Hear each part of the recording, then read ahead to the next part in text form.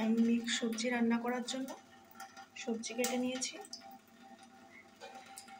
আর এখানে সয়াবিনও ধুয়ে রেডি করে নিয়েছি।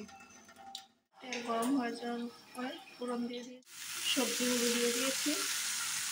এখন লবণ দিয়েছি, এটা কিছুক্ষণের জন্য ঢেকে রাখবো, তারপর ঢাকনা উঠিয়ে মশলা দিয়ে দেবো। মশলা সব দিয়ে দিয়েছি, হলুদ গুঁড়ো দিয়েছি, জিরা গুঁড়ো আর কাশ্মীরি লঙ্কা দিয়েছি। একটু সবজির মধ্যে কালার না আসলে ভালো লাগে না, নিরামিষ তরকারির মধ্যে একটু কালার টালার আসলে ভালো লাগে।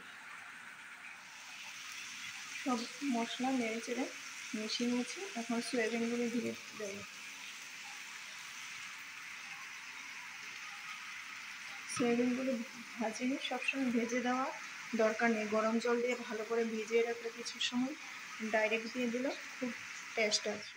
সবজিগুলো ভালো করে ভেজে নেওয়ার পর এখন হালকা করে জল দিয়ে দেবো, না হলে কাঁকরোল পটল দিয়েছি তো এগুলি শক্ত থেকে যাবে, হবে না।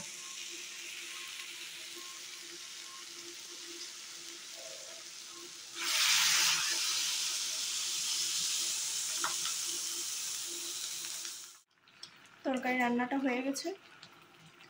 এরকম আরও নতুন নতুন ভিডিও পাওয়ার জন্য যদি ভালো লাগে আপনাদের, তাহলে আমার চ্যানেলটাকে সাবস্ক্রাইব করে দেবেন আর লাইক কমেন্ট করবেন।